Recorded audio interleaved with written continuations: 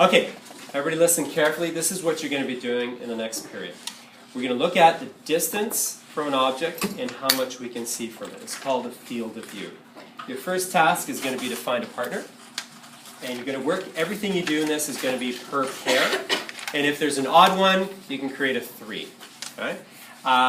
First thing you need to do is just to create a viewing tube for yourself. There'll be paper available for you. Grab it. Get that little piece of tape and just stick it together and make sure it stays the same size. Doesn't matter how big the hole is. Okay? And that's your viewing tube. Pick an object. It can be the wall, it could be the back wall, it could be the blackboard. Any object will do. With your partner, just simply start by placing a mark on the board or a piece of tape if you're on a wall. And then you're going to measure off a distance from the board. What's the first distance? From half a meter. Half a meter. So 50 centimeters, which is about here. Mark it off on the floor.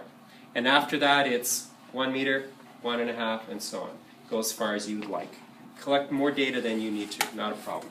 So mark it off. Stand there. And then what do you do with this tube?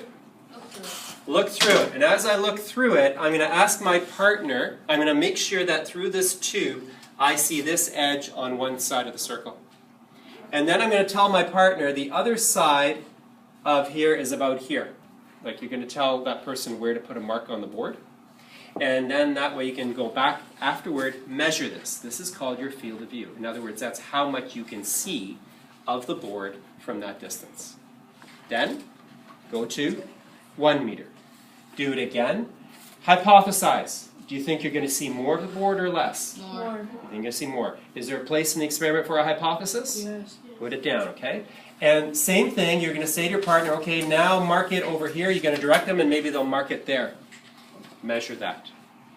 And those measurements that you make, you're going to enter them into a table. Very good. And you're going to get a table similar to the one that we just did. And can you turn a table into a graph? Mm-hmm. Excellent. And so you can make a graph out of it and you construct the data. There will be lots of meter sticks available for you. There'll be lots of pieces of paper. There'll be lots of tape for you to work. And you can just spread around the class wherever you need to be and do that work. Work hard on getting your data. You might want to do it twice over. You have the time. And with the remaining time, together with a partner, work on your lab report. All the different elements of the lab report that you see in your lab outline, all of those things, pay attention to quality.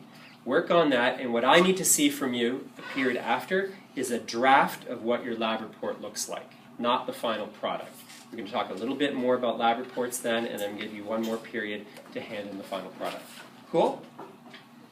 Any questions? All right, thank you. Cut.